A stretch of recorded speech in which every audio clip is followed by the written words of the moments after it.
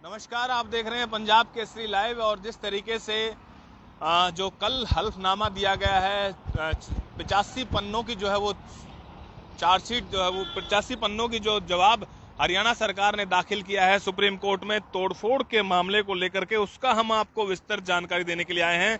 देखिए, हरियाणा सरकार ने जो है वो अपने हाथ खड़े कर लिए हैं। किस तरीके से हरियाणा सरकार ने हाथ खड़े किए हैं? हरियाणा सरकार ने साफ किया है कि अरावली वन क्षेत्र में जिस तरीके से बने हुए फार्म हाउस, स्कूल, कॉलेज, शिक्षण संस्थान, तमाम वो चीजें जो है वो उनका साफ तौर से उनका कहना है कि लगभग बात करी जाए तो 40% की आबादी जो है वो 40% का हिस्सा हरियाणा का इन्हीं फार्म हाउसों के ऊपर बसा हुआ है। और इसी को लेकर के कल जो सुनवाई थी सुप्रीम कोर्ट के अंदर, उसमें हरियाणा सरकार ने साफ किया है कि बताया कि अथॉरिटी को वन की भूमि के सभी ढांचों को साफ करना पड़ा तो गुरुग्राम, फरीदाबाद, अंबाला सहित राज्य के 11 जिलों में हर इमारत को ध्वस्त करना पड़ेगा। और इसी तरह जो है वो कवायद से वो गंभीर कानून व्यवस्था जो है वो कहीं ना कहीं खराब होगी। तो इसी को लेकर के हरियाणा सरकार की तरफ से ये जवाब दाखिल किया गया और हरियाणा सरकार ने साफ किया कि वन भूमि पर तमाम ढांचों को गिराने का शीर्ष अदालत के जुलाई के आदेश को जो है वो लागू करने में असमर्थता व्यक्त करते हुए उन्होंने साफ कहा है कि कहीं ना कहीं जो कानून व्यवस्था है वो चरमरा सकती है। और इसको लेकर के उन्होंने साफ कर दिया कि 40% जमीन जो है वो हरियाणा सरकार ने माना है कि 40% हिस्सा अरावली वन क्षेत्र का जो है वो इसी तरीके से बसा हुआ है। चाहे फिर वो फार्म हाउस लगा लीजिए, चाहे वो शिक्षण संस्थान लगा लीजिए, या फिर बैंक्वेट हॉल जिस तरीके से बसे हुए हैं, तो वो साफ किए हैं।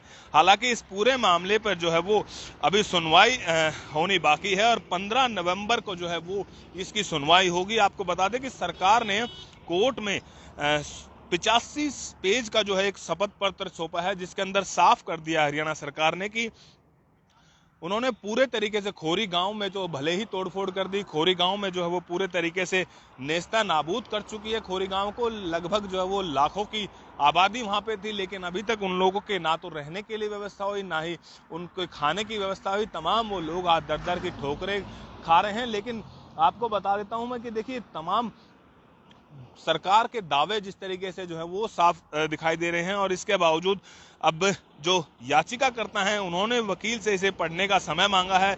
इस पर कोर्ट ने जो है वो उनको 15 नवंबर तक टाल दी थी। उधर पूर्णवास मामले में कोर्ट ने कहा कि प्रोविजनल आवंटन के समय निगम कोई किस्त नहीं लेगा, फाइनल अलॉटमेंट पर किस्त तय होगी।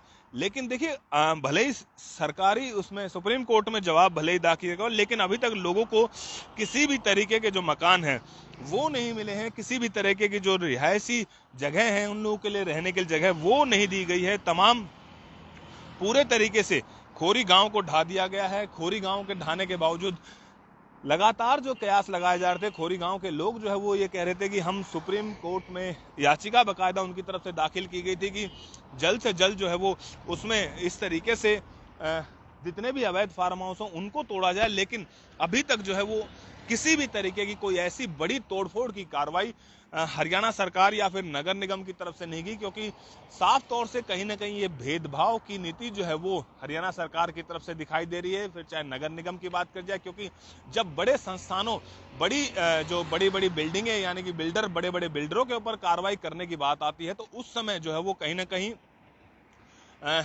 सरकार जो है वो अपने हाथ खड़े कर लेती है। लेकिन जब गरीबों के आशियाने तोड़ने की बात आती है, तो वो आशियाने के समय पूरे तरीके से सरकार कायदे प्लस कानून का जो रुख होती है वो अपनाती है। और अमीरों के लिए जिस तरीके से लगातार कायदे कानून जो अमीरों के लिए होते हैं, वो कायदे कानून अमीरों के लिए कोई लागू नहीं होता, लेकिन गरीब लोगों के लिए, गरीब लोगों के आशियाने तोड़ने के लिए ये पूरे तरीके से लागू होता है।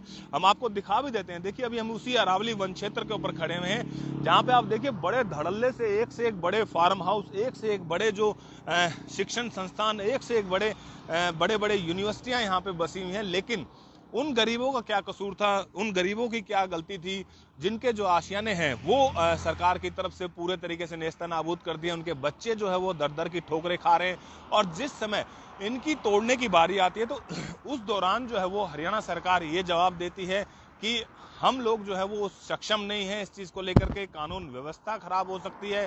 तो कानून व्यवस्था खराब हो सकती है, तो इससे पहले बसाने के समय जो है वो उस समय कहाँ थी सरकार, उस समय कहाँ थी पुलिस, उस समय कहाँ था नगर निगम जब ये लगातार बस रहे थे। क्योंकि कहीं ना कहीं पूरे तरीके से ये जब पीएलपी एक्ट के अंदर आता है तो पीएलपी एक्ट के अंदर तमाम सबके ऊपर कायदे प्लस कानून जो होते हैं वो तमाम सबके ऊपर एक ही तरीके के लागू होते हैं। लेकिन जिस तरीके से हरियाणा सरकार ने गरीबों के साथ एक तरीके से अन्याय किया है, वो गरीब अब कहां जाएंगे, उन गरीबों के बच्चे अब कहां रहेंगे, तो वो गरीब इस सवाल बार बार सरकार से पूछ रहे हैं कि आखिर उनके साथ इस तरीके का भेदभाव क्यों। जिस समय अब बड़ी संस्थानों के ऊपर कार्रवाई करने की बात आती है तो उस समय जो है वो हरियाणा सरकार इस तरीके के अपने जवाब दाखिल करती है।